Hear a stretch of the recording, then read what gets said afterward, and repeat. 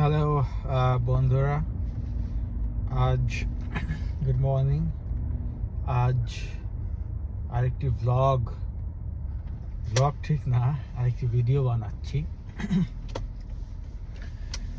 এখন সকাল 8:30 এবং আজ বেশ ঠান্ডা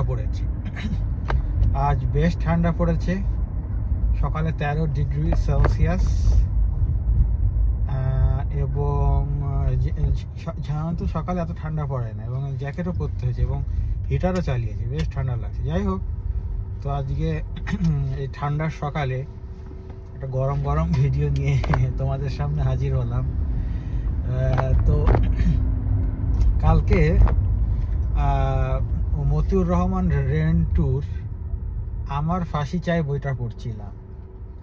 কাল কাজ শেষে একটু সময় ছিল, ভালো লাগছিল না কি করব, তো ভাবলাম যে যাই দেখি এই পিডিএফটা। আমি ইউটিউবে খুঁজলাম অডিও বুক, দেখি অডিও বুক পুরোপুরি শেষ কমপ্লিট করতে পারিনি কেউ, সবাই আপলোড করতেছে। কারণ এই বইটা তো নিষিদ্ধ ছিল। তো শেখ হাসিনা সরকার পতনের সাথে সাথে অনলাইনেও বইটা খুব অ্যাভেলেবেল হয়েছে এবং ইউটিউবেও সব ইউটিউবাররা যারা অডিও বুক আপলোড করে থাকে তারা একের পর এক আপলোড দিচ্ছে। তো কালকে সন্ধ্যার সময় এই বইটা পড়ছিলাম, তো পড়তে একটা জিনিস খুব ইন্টারেস্টিং, শেখ হাসিনার ক্যারেক্টার সম্পর্কে খুব ইন্টারেস্টিং ব্যাপার এখানে লেখা আছে। সে কিন্তু খুবই ইন্টারেস্টিং এবং খুবই একটা ফানি ক্যারেক্টার। এটা কিন্তু আসলে আমি আগে জানতাম না,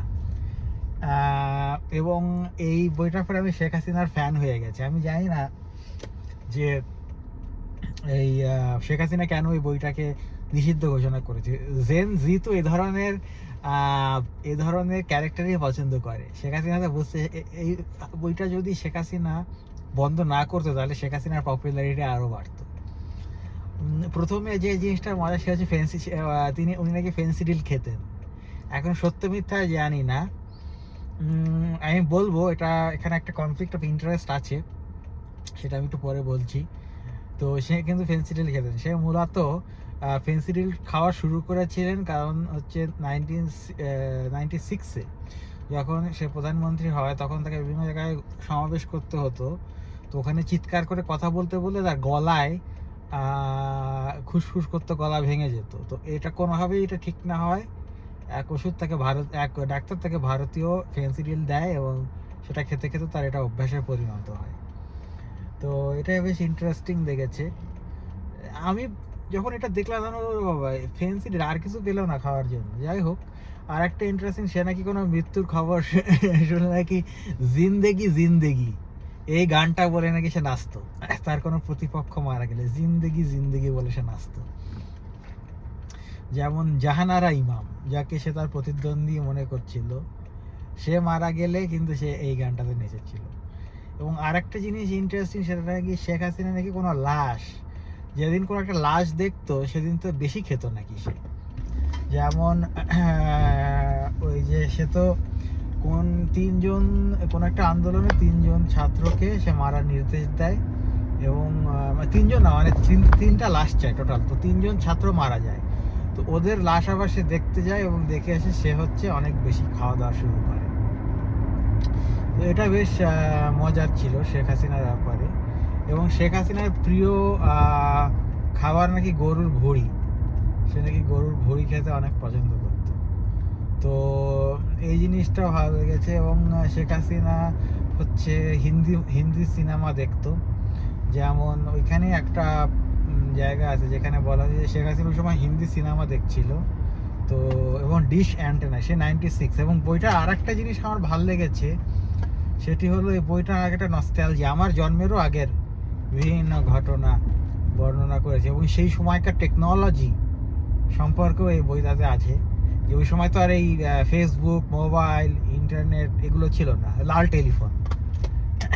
টেলিফোনের কথা শুনে আমি বেশ নস্টালজিক হয়ে গেলাম। তারপর আছে ডিশ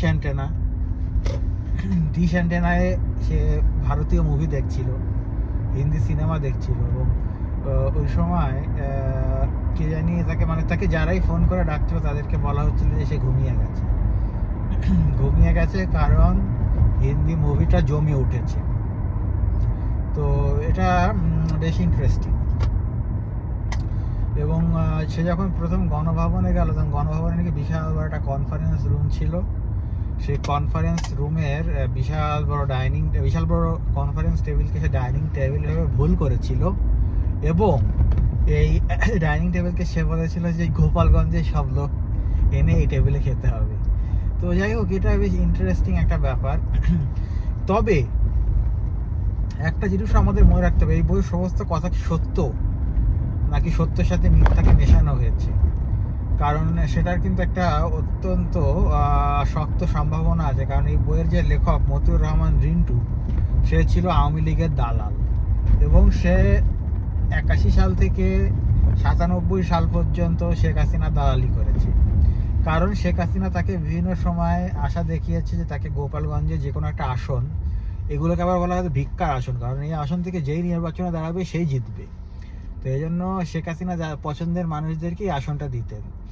তো এই লেখককে সে বলেছিল যে তোমাকে ওর একটা আসন দেবো এবং তোমাকে এমপি বানাবো। তো কিন্তু পরবর্তীতে শেখ হাসিনা সেই কথা রাখেননি। তিনি একটি আসন বেশ অনেক টাকার বিনিময়ে একজন বড় লোক কারো কাছে সে আসনটা বিক্রি করে দেন। তো এই নিয়ে আসলে এই লেখকের সাথে শেখ হাসিনার একটা দ্বন্দ্ব সৃষ্টি হয়, এবং দ্বন্দ্বের এক পর্যায়ে শেখ হাসিনা এই মতিউর রহমান রিন্টু এবং তার ফ্যামিলিকে অবাঞ্ছিত ঘোষণা করে। অর্থাৎ শেখ হাসিনার কাছে যাওয়ার যে অবাধ অ্যাক্সেস ছিল গণভবনে এবং সমস্ত রাষ্ট্রীয় অনুষ্ঠানে, সেই অ্যাক্সেসটা আর এই রেন্টুর থাকে না। তো এবং এই থেকে রাগে এবং ক্ষোভে সে তখন এই বইটা লেখে, এবং এই বইয়ের কিছু অংশ নিশ্চয়ই একটু অতিরঞ্জিত করা এবং বানানো, তার সমূহ সম্ভাবনা আছে। কারণ এখানে আমরা দেখতে পাচ্ছি যে শেখ হাসিনা তার কথা রাখেনি সেটা। এবং এই শেখ হাসিনার এই বইটি পড়ে আসলে আমরা আসলে বলা যায় যে শেখ হাসিনা কিন্তু নিজ হাতে একবার একটা বেবি ট্যাক্সি পুড়িয়েছিল এই বই অনুসারে, তার বাসার সামনে, 32 নম্বরের বাসার সামনে। এইসব জিনিস বিবেচনা করলে এই যে বজলুল হুদাকে নিজ হাতে যে তিনি জবাই করেছিলেন, সেটিকে কিন্তু উড়িয়ে দেওয়া যায় না, করতে পারেন নিজ হাতে জবাই। তো যাই হোক, তবে হ্যাঁ, তিনি খুব ভালো রাজনীতিবিদ ছিলেন, এবং এই বইটি দেখার পর আমার খুব ভালো লেগেছে। তার জীবন আমার খুব ভালো লেগেছে, এবং আমি তার জীবনের ভিতরে যে ঢোকার ইচ্ছা আমার জেগেছে। এবং তার ওই যে একটা লাল রঙের নিসান পেট্রোল ছিল, তার ড্রাইভারের নাম ছিল জালাল।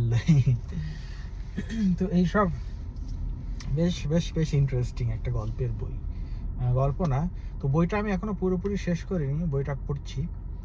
তো এই তো বন্ধুরা, এই হচ্ছে আপডেট সোফার। তোমাদেরকে একটু ভাবলাম যে মনের কথাগুলো তোমাদের সাথে একটু শেয়ার করি, তাই আজকের এই ভিডিওটা। আমি আরও একটি ভিডিও বানাবো বাংলাদেশের বর্তমান পরিস্থিতি নিয়ে। তো দেখতে থাকো বন্ধুরা, আর আমার চ্যানেলটিকে লাইক, শেয়ার এবং সাবস্ক্রাইব করে দাও বন্ধুরা। Like, share and subscribe. Okay, good bye.